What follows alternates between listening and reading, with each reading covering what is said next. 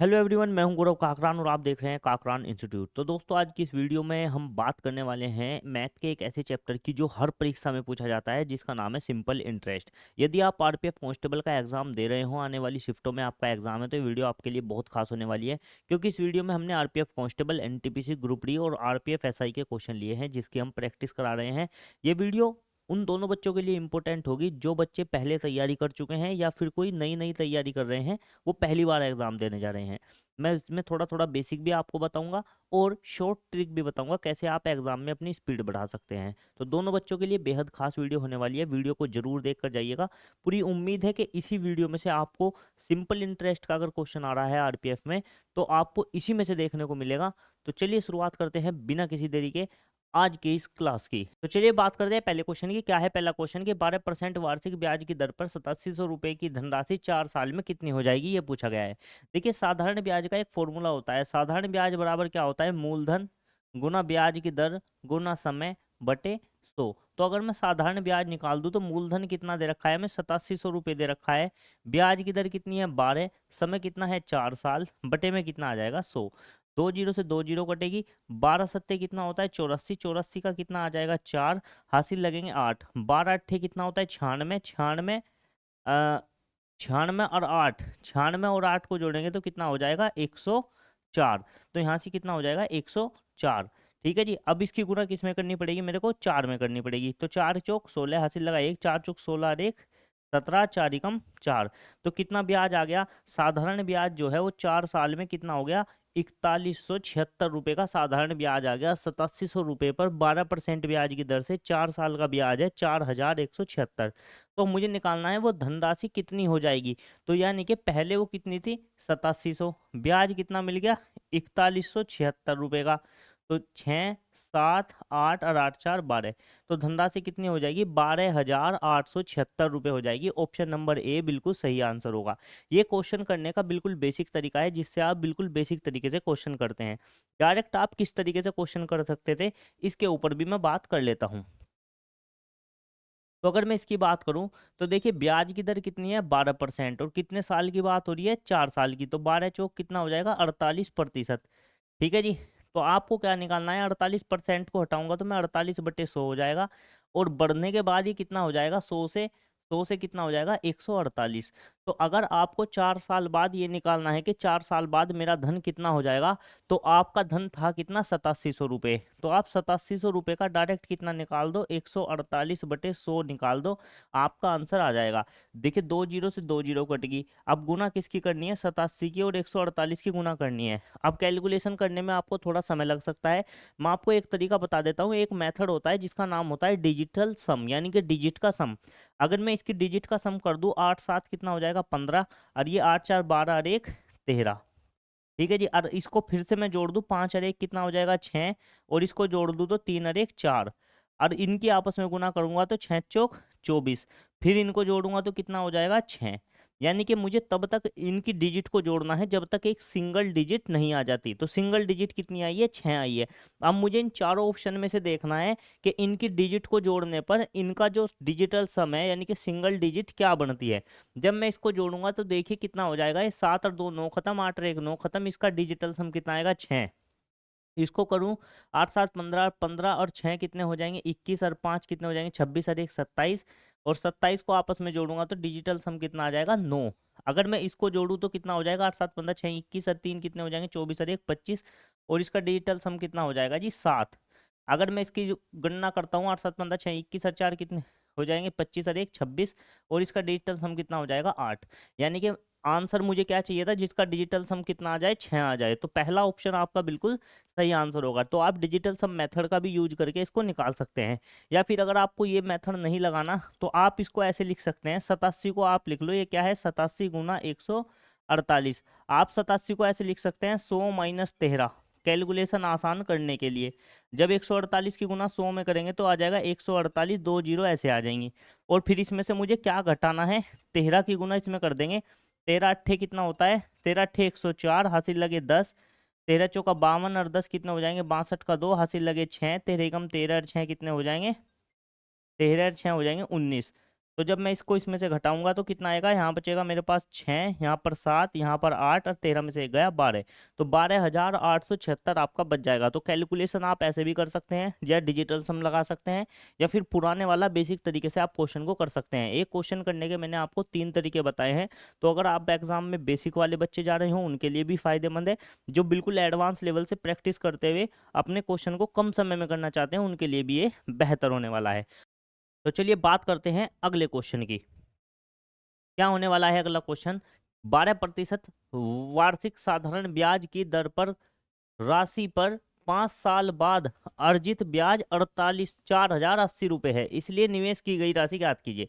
देखिए 12% ब्याज की दर से 5 साल के बाद जो ब्याज मिला है वो कितना है, 4,080 है, इसलिए निवेश की गई राशि पूछिए। देखिए ब्याज का फॉर्मूला क्या होता है, ब्याज का फॉर्मूला होता है PRT/100, ठीक है जी, या मूसद बटे 100 आपने पढ़ा होगा। साधारण ब्याज हमें दे रखा है, कितना दे रखा है, 4,080।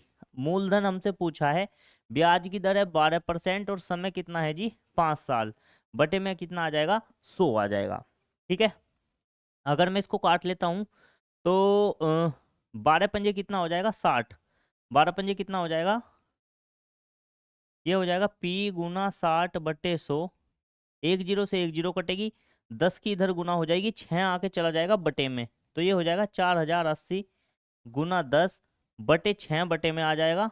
और P का मान निकाल देंगे हम। 6 से अगर मैं इसको भाग दे दूँ तो 6 छंग 36, कितने बचे 4, 6×7=42, 6×8=48, 680, और 680 की गुना 10 में हो जाएगा तो कितना हो जाएगा 6800। तो मूलधन कितना निकल कर आ जाएगा आपका 6800 आ जाएगा। आंसर हो जाएगा ऑप्शन नंबर बी। एक बार फिर से बता देता हूँ, देखिए बटे की चीज तो बराबर से इधर आकर गुना में चली जाती है, और जो ऊपर वाली चीज होती है वो चली जाती है बटे में।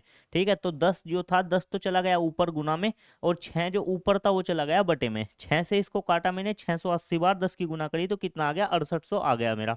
उम्मीद है क्वेश्चन आपको समझ में आ गया होगा। एक थोड़ा सा एडवांस लेवल का तरीका भी है इसका, क्या कि 12% ब्याज की दर है, समय कितना है 5 साल, और ब्याज कितना मिल गया 4,080।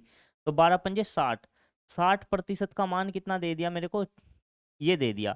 जीरो से कट गई जीरो, इससे काटा तो 6×6=36, 6×8=48, तो 1% का मान कितना आ गया 68 आ गया। तो मूलधन जो होगा, मूलधन या राशि जो भी होगी वो अपने आप में कितनी होगी 100%। तो अगर 1% का मान 68 है तो 100% का मान हो जाएगा गुना 100, यानी कि 6800। ऐसे भी आप डायरेक्ट इसको निकाल सकते हैं अगर आपकी प्रैक्टिस अच्छी है और आप इस तरीके को जानते हैं और इस तरीके से आप सीखना चाहते हैं, तो थोड़ी स्पीड बढ़ाते हुए आप इस क्वेश्चन को ऐसे कर सकते हैं। तो बात करें अगले क्वेश्चन की, क्या होने वाला है अगला क्वेश्चन, कि विजय ने 4350 रुपये का निवेश किया और 2 वर्ष के बाद 5220 रुपये की राशि प्राप्त की। ठीक है जी, जो निवेश किया था मूलधन कितना था 4350 रुपये का निवेश किया, और जो उसको राशि मिली यानी कि मिश्र धन जो मिला वो कितना था 5220 रुपये राशि था। समय कितना लगा 2 साल, यहां से यहां तक इसको कितने वर्ष लगे 2 वर्ष। तो हम देखेंगे 2 वर्ष में ब्याज कितना मिला, 4350 रुपये 5220 हो गए, तो कुछ ब्याज मिला होगा, ब्याज जुड़ा होगा तभी तो हुए होंगे। तो हम देखेंगे कि इन 2 साल में जो 4350 रुपये हैं वो 5220 रुपये हुए हैं, तो कितना ब्याज मिला होगा। तो इसमें से ये घटाएंगे तो कितना बचेगा 7 बचेगा, 11 हो गया, और ये बच जाएगा 8। ठीक है जी, तो कितना का ब्याज मिल गया 870 रुपये का ब्याज मिला। कितने वर्ष में मिल गया ये 2 साल में। अब हम देखेंगे कि अगर 2 साल में कितने का ब्याज मिला है 870 का, तो 2-3 तरीके हो जाते हैं अब यहाँ से क्वेश्चन को करने के। एक तरीका तो हम ऐसे कर सकते हैं कि देखिए ब्याज कितना है 870 रुपये है, धनराशि कितनी थी 4350 थी, ब्याज की दर हमें नहीं पता, समय कितना था जी 2 वर्ष, और बटे में कौन आ जाएगा 100। साधारण ब्याज बराबर मूलधन गुना समय गुना दर बटे 100, ये वाला फॉर्मूला हमने लगा दिया इसमें। एक जीरो से काट दी एक जीरो, ठीक है जी, 2 × 2 2 पंजे 10, और 5 × 5 5 से 5×8=40, कितने बचे 3, उतार लिया 5, 5×7=35, तो ये हो गया 870 बराबर 87 × R। तो देखिए 87 से 87 कटेगा एक बार और एक जीरो आ जाएगी जू की तू, तो आर का मान कितना आ गया 10, यानी कि ब्याज की जो दर थी वो कितनी थी 10%। आंसर हो जाएगा ऑप्शन नंबर डी। अगर आप यहाँ से चाहे तो ऐसे भी कर सकते थे। कैसे कि देखिए 2 साल में ब्याज जो मिला है वो कितना मिला है 870, तो 1 वर्ष में ब्याज कितना मिलेगा, 2 चौक 8, 2 तिया 6, 2 पंजे 10, तो 1 वर्ष का ब्याज आ गया 435 रुपये। तो 1 साल में 435 रुपये का ब्याज मिला है, किस पर मिला है, 4350 पर। प्रतिशत में बदलने के लिए गुना कर देंगे 100 की, ब्याज ऊपर मूलधन नीचे, गुना 100 प्रतिशत लगाने के लिए। तो 4350 से 435 से 435 कट गया, एक बार जीरो आ गई झुकी तू, इस जीरो से जीरो कट गई, कितना बच गया 10%। तो ब्याज की जो दर है, ब्याज की दर कितनी आ गई है 10% आ गई है। तो इस तरीके से भी आप कैलकुलेशन कर सकते हैं। ऐसे आपको लिखने की जरूरत भी नहीं है, आप डायरेक्ट देखते क्या नाम 5220 रुपये बन गए हैं 4350 रुपये से। तो 0 7 और यहाँ से कितना बच गया मेरा 8, तो 870 रुपये का ब्याज मिला है 2 साल में। तो 1 साल का ब्याज कितना हो गया 435, तो 435 ऊपर आ जाएगा और 4350 नीचे आ जाएगा। ब्याज की दर निकालने के लिए गुना 100% का निशान, एक जीरो से एक जीरो कटी, 435 से 435, 10% आंसर आपका आ गया। ये स्पीड आपके एग्जाम में होने चाहिए करने की। आप हमारे साथ जुड़े रहिए, आपकी स्पीड भी बढ़ेगी और आपको बेसिक भी अच्छे से समझ में आएगा। ठीक है, तो हम जो भी एग्जाम आता है उसकी हमको प्रैक्टिस कराने की कोशिश करते हैं। तो जब भी एग्जाम में गैप आ जाएगा हम आपको थोड़ा थोड़ा बेसिक भी पढ़ाना शुरू कर देंगे। लेकिन अगर आप हमारे आसपास से हैं तो आप हमारा बेसिक बैच ज्वाइन कर लें, जिसमें हम डिटेल में बात करते हैं। हम एक क्वेश्चन को करने के 2 से 3 तरीके बताते हैं और फिर आपको ये भी सिखाते हैं समय के साथ साथ आपको किस तरीके से प्रैक्टिस करनी है और अपनी स्पीड भी बढ़ानी है। तो सिलेक्शन तक हम आपके साथ रहते हैं ताकि आपका सिलेक्शन सुनिश्चित कर सकें। तो आप हमारे साथ जुड़े रहिए, चैनल को सब्सक्राइब कर लें अगर चैनल सब्सक्राइब नहीं है, सभी दोस्तों को भी आप शेयर कर सकते हैं। अगले क्वेश्चन की अगर मैं बात करूं तो 14.5% वार्षिक साधारण ब्याज की दर पर निवेश की गई कोई धनराशि 6 वर्ष के बाद 13,464 हो जाती है। निवेश की गई धनराशि कितनी थी, ये आपसे क्वेश्चन पूछा गया है। तो देखिए कैसे करना है इस क्वेश्चन को। 14.5% ब्याज की साधारण ब्याज की दर दी गई है और समय कितना दिया गया है 6 वर्ष, और 6 वर्ष के ब्याज जो है वो धनराशि जो है वो कितनी हो जाती है 13,464 हो जाती है। पूछा है कि शुरू में सबसे पहले जब पैसे लगाए थे वो कितने पैसे लगाए थे, जो कि 13,468 रुपये हो गए हैं।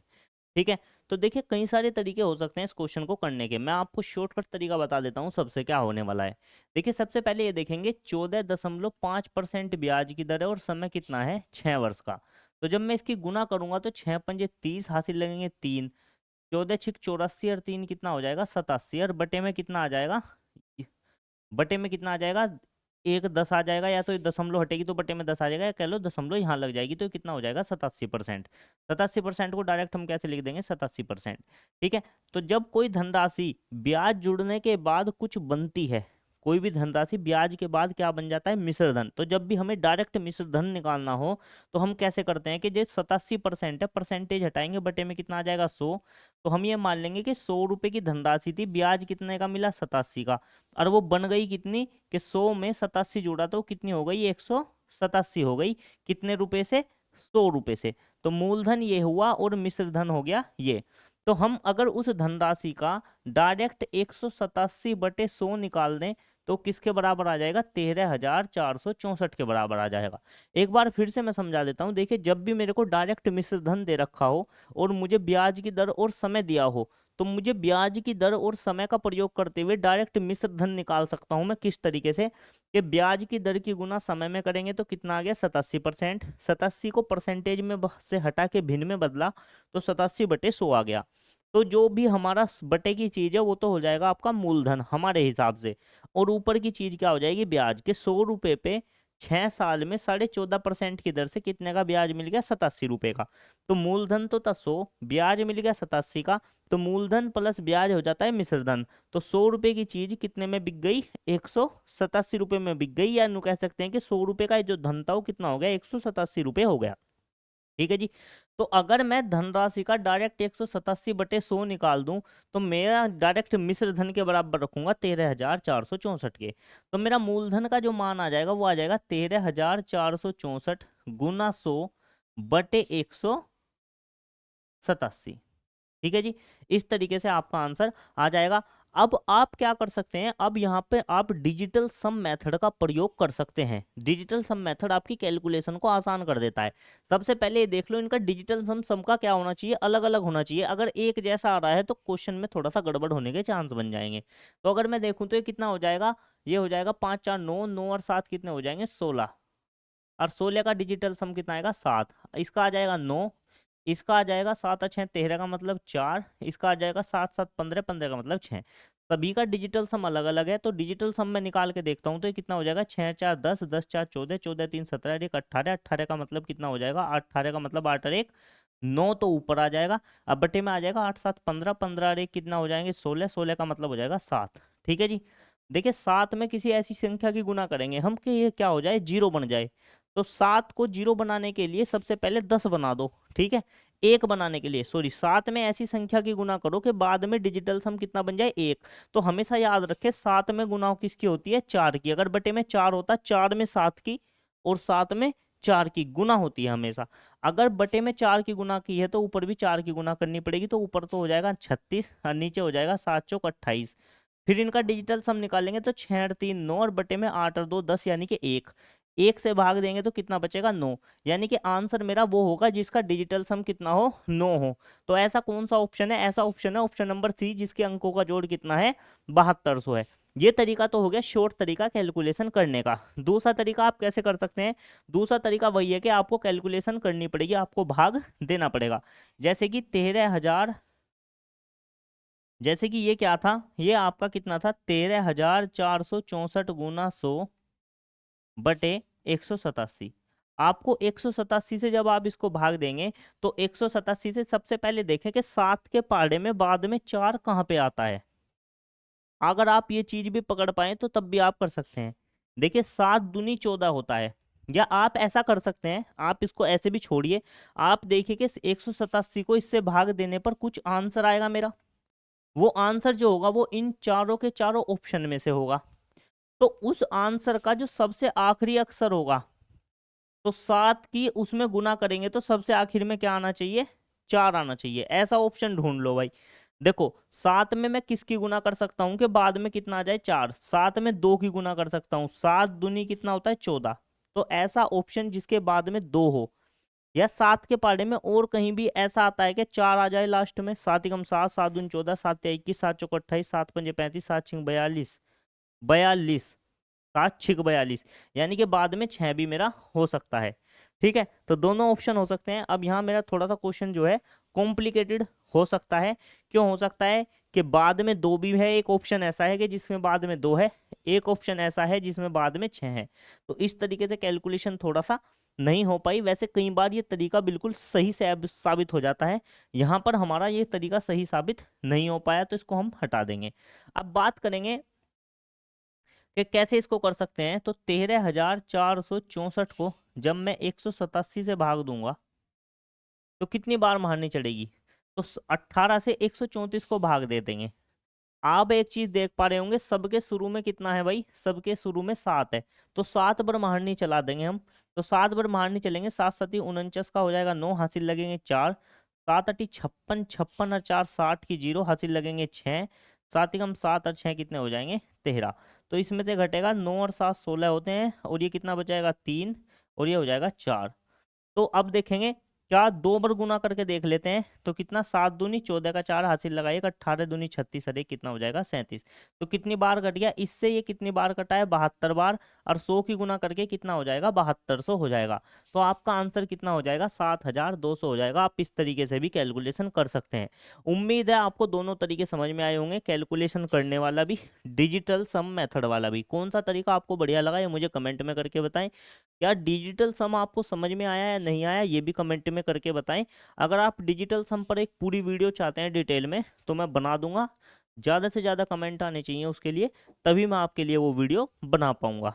तो अगले क्वेश्चन की अगर मैं बात करूं तो अगला क्वेश्चन मेरा क्या होने वाला है कि 14,500 रुपये की एक धनराशि को 9% वार्षिक साधारण ब्याज की दर पर कुछ वर्ष के लिए निवेश किया गया। इस अवधि के दौरान अर्जित ब्याज जो है 7,830 रुपये था। तो निवेश की अवधि पूछी गई है। साधारण ब्याज 7,830 रुपये दे दिया, निवेश की राशि 14,500 थी, ब्याज की दर 9% थी, समय दिया नहीं है, समय पूछा है। 2 जीरो से कट गई 2 जीरो। अगर 9 से मैं इसको काट लूं तो देखिए 9 ही कम 9, 9 अठे 72, कितने बचेंगे 6, 9 सते 63। ठीक है जी। तो 145 से इसको भाग देना है तो कितनी बार कट जाएगा? 145 ही कम 145, 14 पंजे 70, 14 6 84, तो 6 बार कटना चाहिए।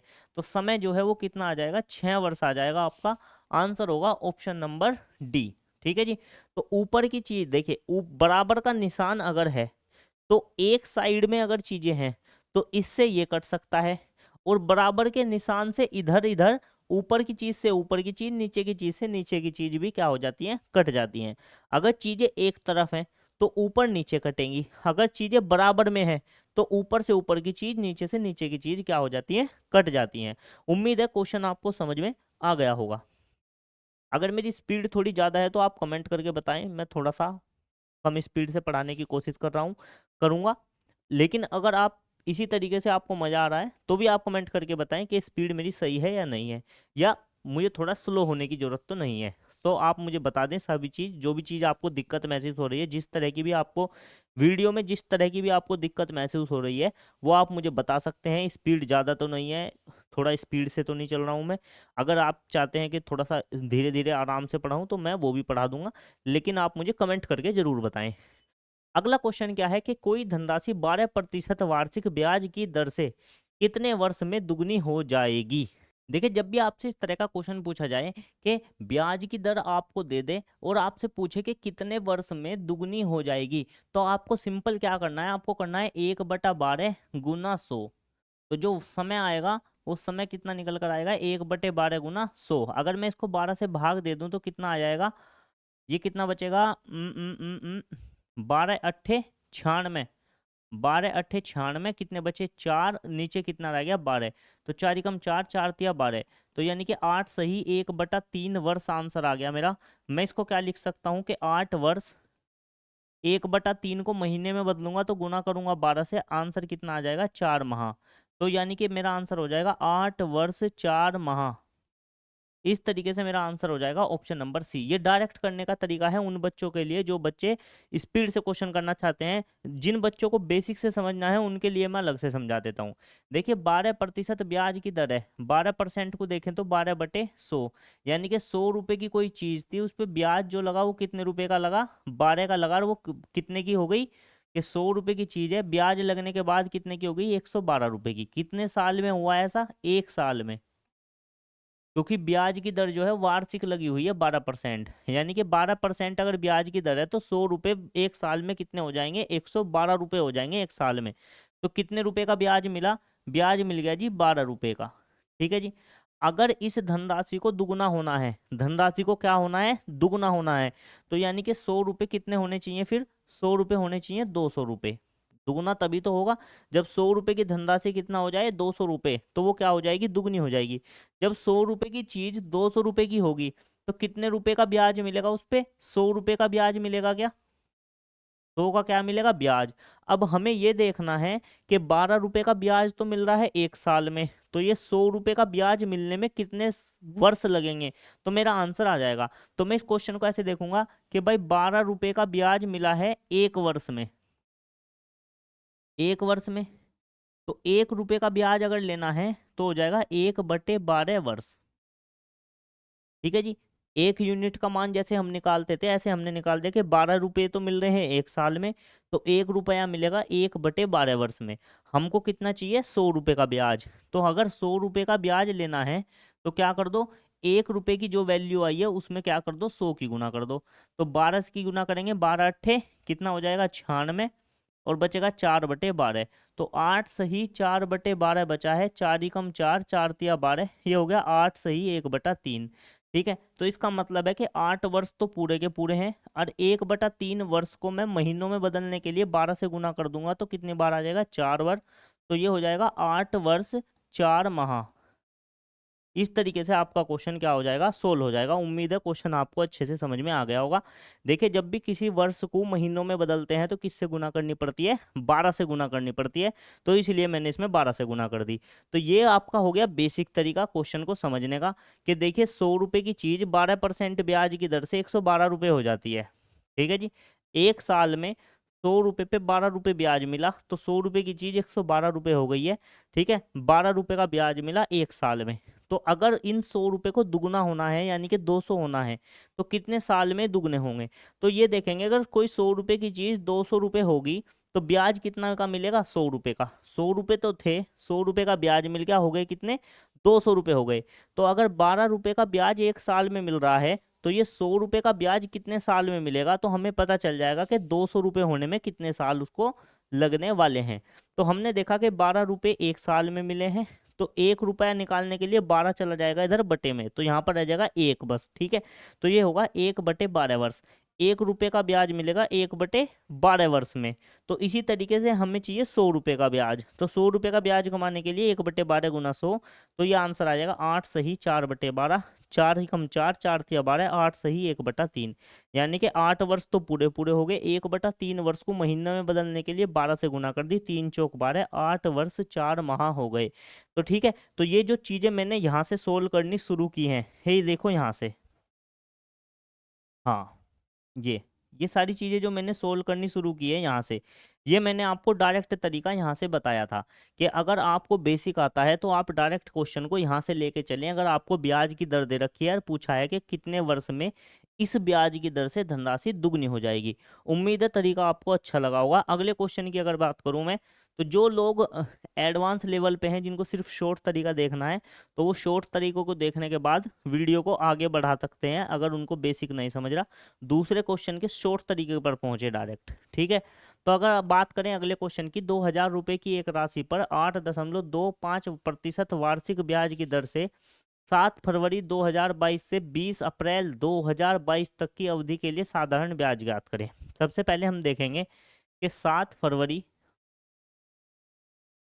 2022 से 20 अप्रैल 2022 तक कितने समय बैठेगा। देखिए 7 फरवरी के बाद आएगा 7 मार्च, फिर उसके बाद 7 अप्रैल, तो एक महीना ये, एक महीना ये, तो 2 महीने तो हो गए पूरे। और 7 अप्रैल के बाद आगे कितने बच गए, 13 दिन, तो 13 दिन बच गए। यानी कि मेरे को जो ब्याज निकालना है वो 2 महीने 13 दिन का निकालना है। ठीक है जी। और ब्याज की जो दर है वो 8.2%, 8.25% वार्षिक है। तो देखिए हम किस तरीके से क्वेश्चन को निकालेंगे ये।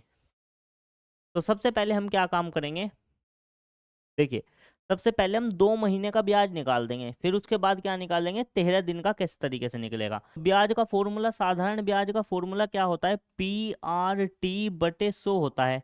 तो अगर मैं साधारण ब्याज निकाल देता हूँ 2 महीने का, तो मूलधन कितना है मेरा, 2000 रुपये। ब्याज की दर दे रखी है 8.25, और समय कितना है, 1 साल। देखिए 1 साल को मैं महीने में बदलूंगा, तो महीने में बदलने के लिए मैंने को किससे भाग देना पड़ेगा, 12 से भाग देना पड़ेगा। ब्याज की दर वार्षिक दे रखी है, और ब्याज की दर जब आपको वार्षिक दी हो और वार्षिक ब्याज की दर को आपको महीनों में बदलना हो कि एक महीने में कितना ब्याज लगेगा, तो 12 से भाग दे देते हैं, क्योंकि 8.25% जो है, 8.25% जो है ये 1 साल का ब्याज है। 1 साल में 12 महीने होते हैं, तो 12 महीने में आपको 8.25 रुपये का ब्याज देना है।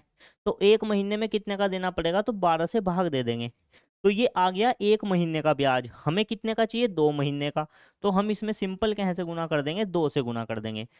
फॉर्मूले में बटे में 100 था, तो इसलिए मैंने यहाँ 100 लिख दिया।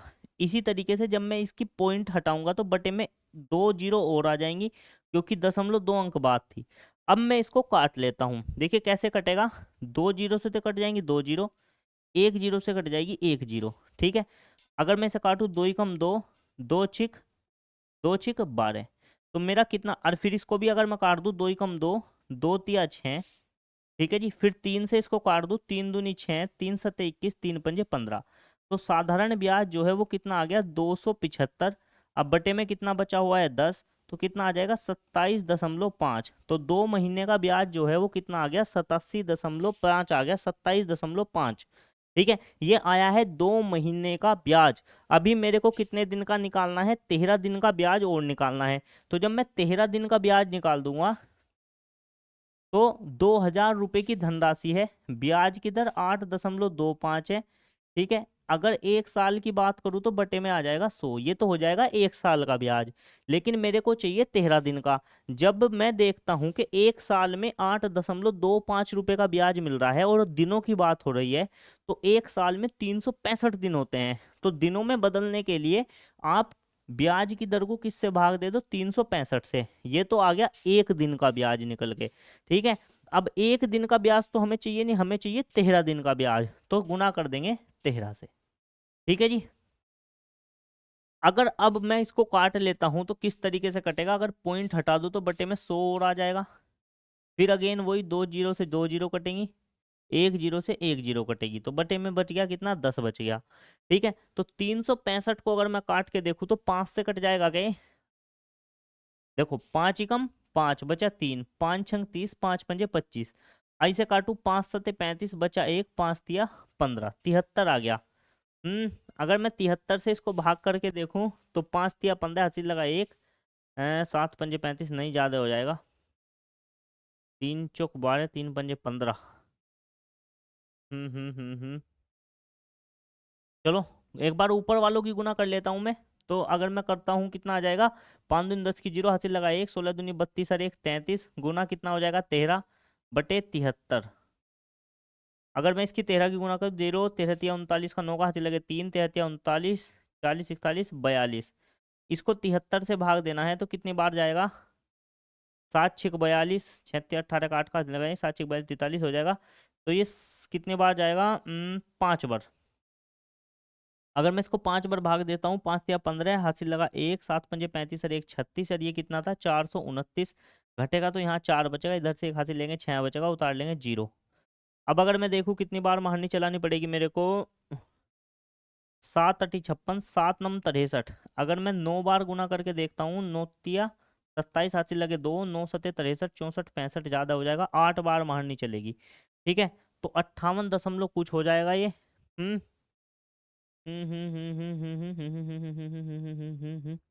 58 दशमलव कुछ आएगा।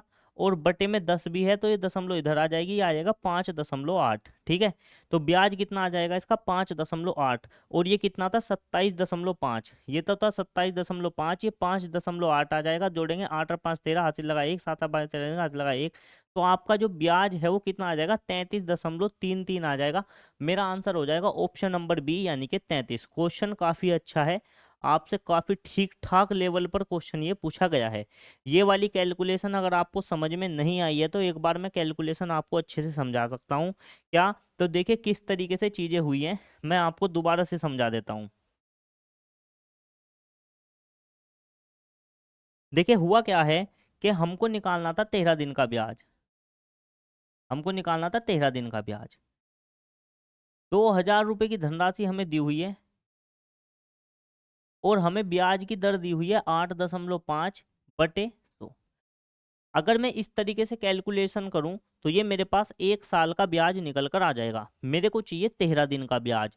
तो 13 दिन में बदलने के लिए सबसे पहले जब ब्याज की दर को दिन में बदलेंगे तो दिन में बदलने के लिए 365 से भाग देंगे। फिर जितने भी दिन का ब्याज निकालना हो उसकी गुना कर दो। जैसे ही मुझे 13 दिन का ब्याज निकालना है तो मैंने 13 की क्या कर दी, गुना कर दी। जैसे ही मैंने 13 की गुना करी फिर मैंने इसका पॉइंट हटाया और बटे में किस चीज़ की गुना कर दी, 100 की। क्यों कर दी, क्योंकि 2 अंक बाद दशमलव लगी हुई है। ठीक है, अब मैं 0 से 0 काट लेता हूँ। देखिए 2 जीरो इसकी थी, 2 जीरो इसकी थी, कट गई। 1 जीरो से 1 जीरो कट गई, तो ये बच कितना गया, ये बच गया 2 गुना 825 गुना 13 और बटे में आ गया 365। अगर मैं 5 से काट लूँ तो 5 एकम 5, कितना बचा 3, 5 छंग 30 और 5 पंजे 25। 5 से इसको काट लूँ, 5 सते 35, कितना बच गया 1, 5 तिया 15। तो ऊपर मेरा कितना बच गया, 2 गुना 165 गुना 13/73। जब मैंने इसकी गुना करी तो ये कितना हो गया, 330 हो गया। इसकी और इसकी गुना करी, फिर गुना करी 13 की, बटे में आ गया 73। जब मैंने इसकी भी आपस में गुना करी, 13 0 0, 13 तिया 39, हाथ ही लगे 3, 13 तिया 39 और 3 कितने हो गए 42, बटे में आ गया 73। जब मैंने इसको 73 से इसको भाग दिया, अब एक चीज और बची हुई थी, बटे में एक जीरो थी देखो यहाँ पे, तो गुना 10 और करेंगे, गुना 10 गुना 10। ठीक है जी। तो जब मैं इसको गुना करूंगा, बटे में कितनी थी जीरो, एक जीरो से एक जीरो कट गई, जब मैंने 73 से इसको भाग दिया तो मेरा कितना आ गया 5.8 आ गया। कितना आ गया मेरा 5.8 आ गया। तो मेरा 13 दिन का ब्याज लगभग कितना आया है 5.8 आया है। और मेरा 2 महीने का ब्याज कितना आया था 27.5। मैंने दोनों को जोड़ दिया तो 2 महीने 13 दिन का ब्याज जो है वो कितना आ गया 33.3, जो कि लगभग में कितना दे रखा है मेरे को 33 दे रखा है। तो उम्मीद है क्वेश्चन आपको अच्छे से समझ में आ गया होगा। ठीक है, कैलकुलेटिव क्वेश्चन है, अगर आपके एग्जाम में इतनी कैलकुलेशन करनी पड़ जाए तो मुझे उम्मीद है कि आप इस क्वेश्चन को छोड़ दें। भले ही आप इसको कर सकते हो, अगर आपकी स्पीड ज़्यादा नहीं है कैलकुलेशन करने की तो आप इस क्वेश्चन को बाद के लिए छोड़ दें। अगर बाद में एग्जाम में आपका समय बचता है आपके पास 5-6 मिनट, तो आप तब उस क्वेश्चन को अप्लाई कर सकते हैं। क्योंकि अगर इस क्वेश्चन की कैलकुलेशन करने में आपने समय खराब किया तो आपके कई क्वेश्चन ऐसे होंगे जो इस क्वेश्चन के समय में हो जाने थे, वो आपके छूटने के चांस हो जाते हैं। तो ऐसे क्वेश्चन जिनमें कैलकुलेशन आपको ज़्यादा लग रही हो, उनको आपको एग्जाम में छोड़ देना ही बेहतर है बाद के लिए। बाद में समय बचे तो आप उसे कर दें। ठीक है, नहीं तो ऐसे क्वेश्चन में एक तो गलती होने के चांसेस रहते हैं कि कैलकुलेशन करी भी, समय भी ज़्यादा लिया, फिर भी क्वेश्चन क्या हो गया गलत हो गया। पता चला इस क्वेश्चन को करने में आपने 10 मिनट खराब कर दी, और 10 मिनट में आप 10 क्वेश्चन कर सकते थे, वे क्वेश्चन जिनमें करने में एक क्वेश्चन में 1 मिनट लगती है। तो उम्मीद है आप मेरी बात को समझ पा रहे होंगे कि मैं क्यों ये चीज़ें आपको कह रहा हूँ। एक बार हम अगर समझें तो अगर आपको महीने का ब्याज निकालना हो और ब्याज की दर दे रखी हो वार्षिक, तो महीने में बदलने के लिए सबसे पहले तो किस चीज से भाग दे देते हैं 12 से, फिर जितने भी महीने का हमें ब्याज निकालना होता है उसकी क्या कर देते हैं गुना, जैसा कि मैंने यहाँ पर किया था। मैंने 12 से भाग दिया था और जितने महीने की निकालनी 2 महीने की 2 से क्या कर दी थी गुना। तो इसी तरीके से जब हम दिनों का ब्याज निकालना होता है तो 365 से भाग करके जितने भी दिन का ब्याज निकालना है उसकी क्या कर देते हैं गुना कर देते हैं। उम्मीद है क्वेश्चन आपको अच्छे से समझ में आ गया होगा। अगले क्वेश्चन की अगर मैं बात करूं तो अगला क्वेश्चन क्या है कि साधारण ब्याज पर निवेशित एक निश्चित धनराशि 2 वर्ष में 1250 रुपये और 5 वर्ष में 2000 रुपये हो जाती है। कि कोई एक धनराशि थी पी, वो 2 साल में तो कितनी हो गई है 1250 हो गई है, और 3 साल में वो कितनी हो गई है 2000 रुपये। ठीक है, ये हो गई है 3 वर्ष में। 3 वर्ष की अगर मैं बात करूं तो यहां से लेकर यहां तक इन्होंने कहा है कि 5 वर्ष में, कि 2 वर्ष में तो 1250 और 5 वर्ष में कितनी 2000। यहां से यहां तक 2 वर्ष है तो यहां से यहां तक कितने बच गए भाई 3 वर्ष बच गए। ठीक है जी। तो आप मुझे एक बात बताइए कि 3 वर्ष में 1250 रुपये कितने बन गए 2000 रुपये, तो कितने रुपए का ब्याज लगा होगा मुझे आप ये बता दीजिए। 2000 में से 1000 गए 1000, 1000 में से 200 गए 800, कितने का ब्याज मिला 750 रुपये का। तो अगर आपको 3 वर्ष में कितने का ब्याज मिला हो 750 रुपये का, तो 1 वर्ष का ब्याज आप निकाल दें, 3 से इसको काट देंगे, 3 दूनी 6, कितना बचेगा 1, 3 पंजे 15। तो 1 साल में आपको कितने रुपए का ब्याज मिला 250 रुपये का ब्याज मिला। ठीक है जी, 1 साल में आपको कितने रुपए का ब्याज मिला 250 रुपये का मिला। तो ठीक है, तो अब आप इसको आसानी से कैलकुलेशन कर सकते हैं। क्या अगर 1 साल का ब्याज 250 है तो 2 वर्ष का ब्याज कितना हो जाएगा 250 गुना 2, यानी कि 500 रुपये। तो देखिए 2 वर्ष का ब्याज कितना आ गया 2 वर्ष का ब्याज आ गया 500 रुपये। ठीक है जी। अब आप एक ने एक चीज पढ़ी होगी क्या, कि अगर आप मूलधन को और साधारण ब्याज को जोड़ देते हैं तो आपका क्या आ जाता है मिश्र धन आ जाता है। ठीक है जी, ये चीज आपने देखी होगी। तो मूलधन हमें नहीं पता है, ब्याज कितना है 2 साल का 500, और 2 साल में जो धनराशि है वो कितनी हो गई है 1250 हो गई है। तो 2 साल में धनराशि कितनी हो गई है 1250। तो मूलधन कितना था 1250, 500 उधर जाके घट जाएगा, तो यानी कि वो जो धनराशि थी वो कितनी थी जी, 750 रुपये थी। ठीक है, यहाँ से हमारी क्या निकल के आ गई है, यहाँ से हमारी धनराशि निकल कर आ गई है 750 रुपये। ठीक है, अब हमसे पूछा क्या है कि ब्याज की दर ज्ञात करें। देखिए ब्याज की दर हम जब निकालेंगे तो ब्याज की दर कैसे निकालें। देखिए इधर मैं आपको ब्याज की दर निकाल के दिखाता हूँ कि 2 साल में कितनी धनराशि हुई है, 1250 रुपये। तो ब्याज कितने का मिला था, 500 रुपये का। देखिए 500 रुपये का तो आपको क्या मिला, ब्याज मिला। ठीक है, धनराशि कितनी थी, धनराशि निकल कर आ गई है 750 रुपये। 750 रुपये पर समय कितना था जी, ये 2 वर्ष में ऐसा हुआ। ठीक है, ब्याज की दर हमें पता नहीं, बटे में लगा दिया 100। ठीक है जी, तो अगर मैं इसको गुना करूँ तो देखो 25 तिया कितने होते हैं, 75, जीरो जुगी तू 25 चौका 100, 2 ही कम 2, 2 दूनी 4, फिर 2 ही कम 2, 2 से ही कितनी बार कटेगा, 15 बार। और ये 15 जो है घूम के यहाँ से आ जाएगा 500 के बटे में, और इधर रह जाएगा आर। तो अगर मैं इसको काट दूं, 15 15 तिया 45, बचे कितने 5, 15 तिया 45, दशमलव लगा दी, बचे 5, 15 तिया 45, तो 33.33% आपका आंसर आ जाएगा, जो कि ऑप्शन नंबर बी होगा। सबसे पहले मुझे क्या निकालना था, मूलधन निकालना था। मूलधन कितना है, मैंने देखा 3 साल में 1250 रुपये से 2000 रुपये हो गए, तो 1250 से 2000 रुपये होने में ब्याज कितना लगा, 750 रुपये। कितने वर्ष में, 3 वर्ष में। तो 3 साल में अगर 750 रुपये का ब्याज लग रहा है, तो 1 साल में कितना लगेगा, 250 रुपये। और 2 साल में लगेगा, 1 वर्ष में जो आया है उसमें 2 की गुना कर देंगे, 500। तो मूलधन प्लस साधारण ब्याज की दर बराबर मिश्रधन हो गया। तो P प्लस साधारण ब्याज कितना था, 500, और 2 साल में कितना हुआ था ये, 1250। देखिए 2 साल में ब्याज आ गया, 2 साल का ब्याज कितना है, 500, और 2 साल में मिश्रधन कितना है, 1250। तो P निकालना था मेरे को। देखिए मिश्रधन ब्याज जुड़ के होता है, तो अगर मिश्रधन में से ब्याज घटा दो तो मूलधन आ जाता है। तो 1250 रुपये में से 2 साल का ब्याज यानी कि 500 रुपये घटा दिया, तो मूलधन कितना था, 750 रुपये। यानी कि 750 रुपये की धनराशि पर 2 साल में 500 रुपये का ब्याज मिला। तो ब्याज की दर ज्ञात करें। तो मैंने फॉर्मूला में लगा दिया कि 500 रुपये का ब्याज मिला, 750 रुपये की धनराशि थी, समय 2 वर्ष था, ब्याज की दर निकालनी थी। काटा फिटी मैंने करी तो 33.33% आपका आंसर आ गया। उम्मीद है सारा का सारा बेसिक मेथड आपको बिल्कुल अच्छे से समझ में आ गया होगा। अब डायरेक्ट इस क्वेश्चन को कैसे कर सकते हैं, इस चीज़ को भी मैं ध्यान से बता देता हूँ। देखिए आपको इतनी चीज़ें लिखने की जरूरत नहीं है, अगर आप थोड़ा सा अपना दिमाग का प्रयोग करते हुए चीज़ों को थोड़ा सा एडवांस लेवल पर कर लें तो किस तरीके से होगी। देखिए कोई चीज़ 1250 रुपये थी और वो कितनी हो गई है, वो हो गई है भैया 2000 रुपये हो गई है। समय कितना लगा, 3 वर्ष का समय लिया। तो ब्याज कितना लगा, ब्याज लगा जी 750 रुपये। तो अगर 3 साल में 1250 रुपये लग रहे हैं, 3 साल में 1250 हैं, तो 1 साल में कितने हो गए, 3 दूनी 6, 3 पंजे 15, 250। तो 2 साल में ब्याज कितना हो गया जी, 500 रुपये का। तो 1250 रुपये का मिश्रधन था, कुछ 2 साल का ब्याज कितना हो गया, 500 रुपये। तो 1250 में से 500 घटाएंगे तो कितना बचेगा, 750 रुपये। यानी कि मूलधन कितना है इसका, मूलधन है 750 रुपये। ठीक है जी, तो 750 रुपये पर, सॉरी 750 रुपये पर 2 साल में ब्याज की दर क्या लगाऊं मैं कि मुझे 500 रुपये प्राप्त हो जाएं। ठीक है, तो इसको मैंने ऐसे काटा तो मेरा आंसर आया 33.33%। तो ब्याज की दर कितनी आ गई, 33.33%।